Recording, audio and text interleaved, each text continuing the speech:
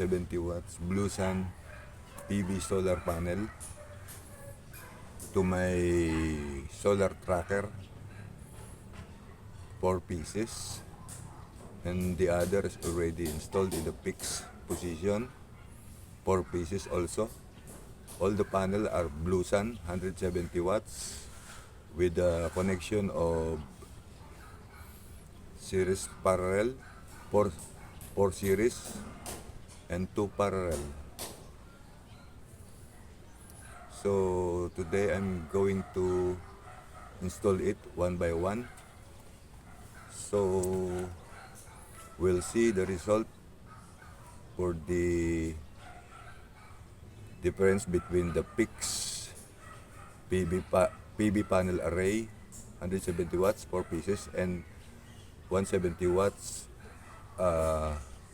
series also, but in solar tracker, installed in solar tracker. So we will see the difference from the fixed and the moving solar. So now I'm going to open the box of this 4 pieces 170 watts Bluesun solar panel is in standby standby now for installing. So this is the one we're going to install in the solar tracker.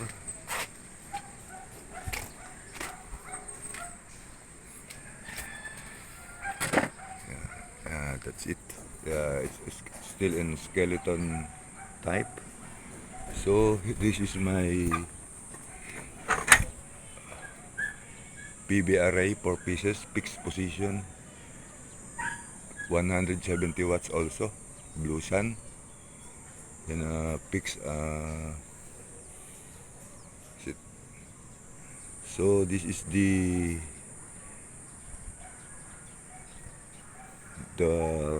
part I'm going to install.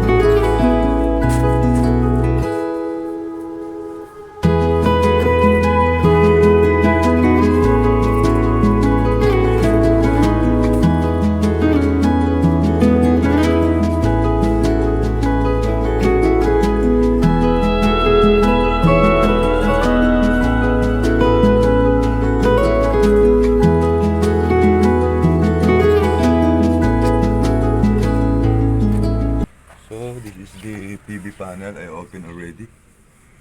The Bluesun 170 watts model BSMI 170 PMS-S with capacity of 170 watts, BMP 19.25 volts, IMP is 8.83 amps, 22.75 for the BOC, and IAC is 9.36 ampere. So I prepare this Bluesun 170 watts only. I decided to take this so that if there is some defective or no good harvest, I can replace separately with a small wattage compared to the big one. So we'll see if this will good compared to the PIX PB solar panel 100. So this is the cell of the 170 watts.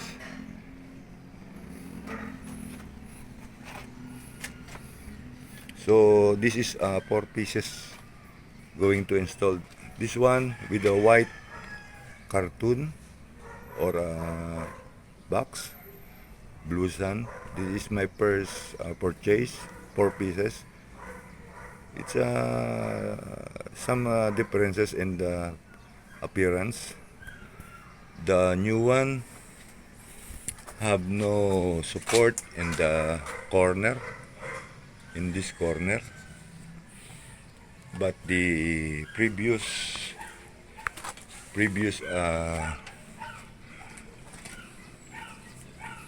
model or same type have support in the corner.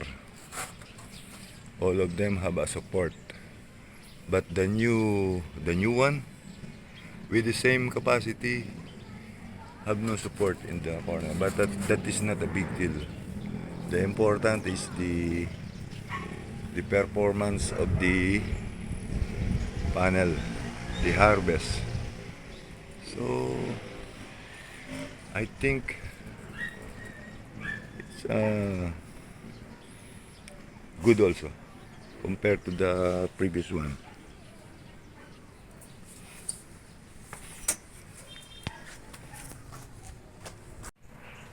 Now we will see the movement of the tracker.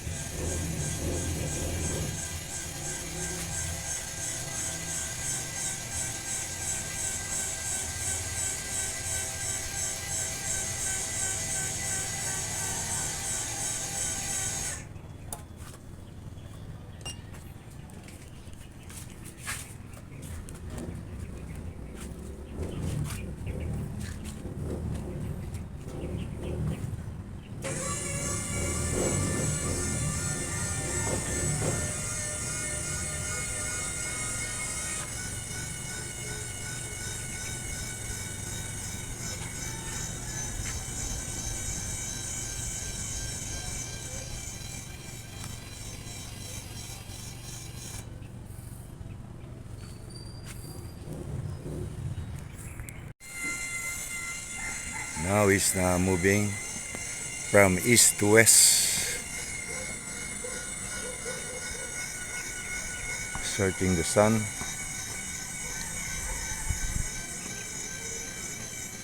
Through his sun eye sensor.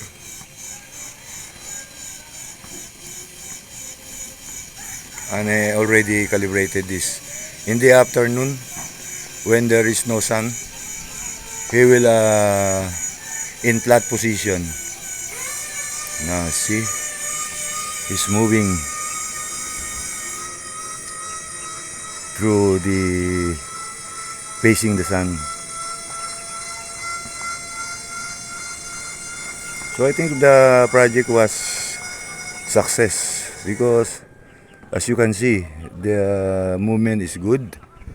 So but I plan to add more panel, two pieces, 500 watts, because the load I take, it's 8 pieces, 170 watts, and a total of 1100 plus watts.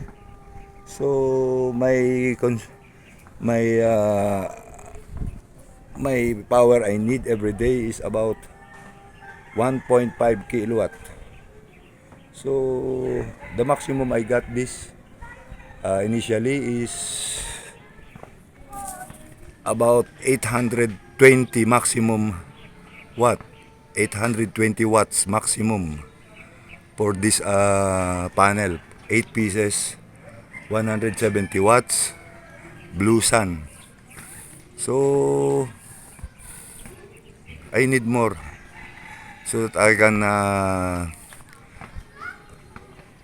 take the demand power I need. So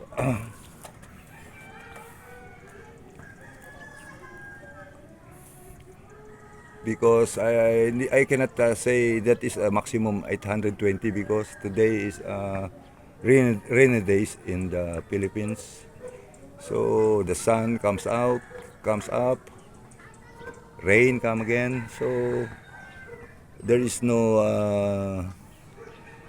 a power I can get in good output. So this is the PV panel that I bought from the online.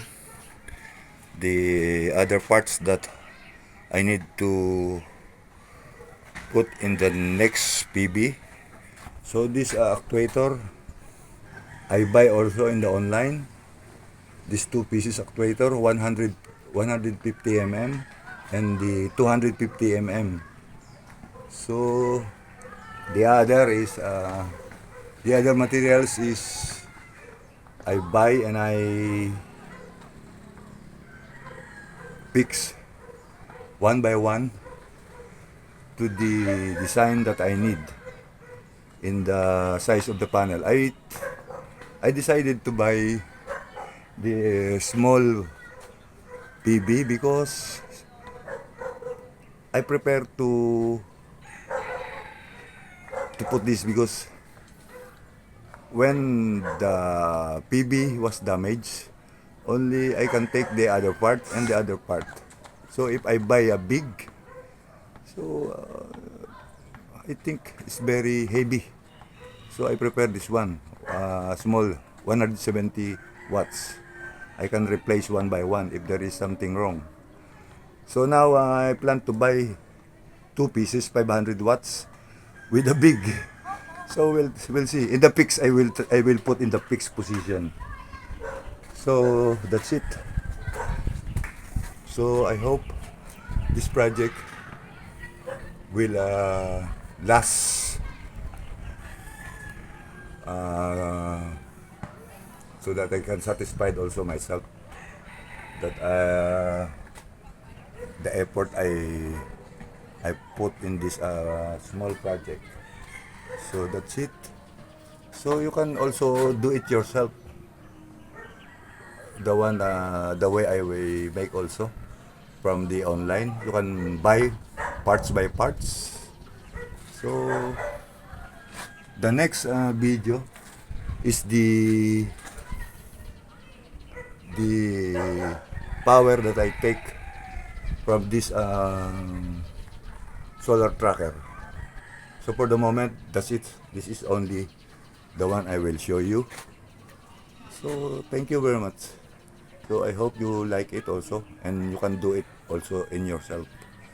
So till next video.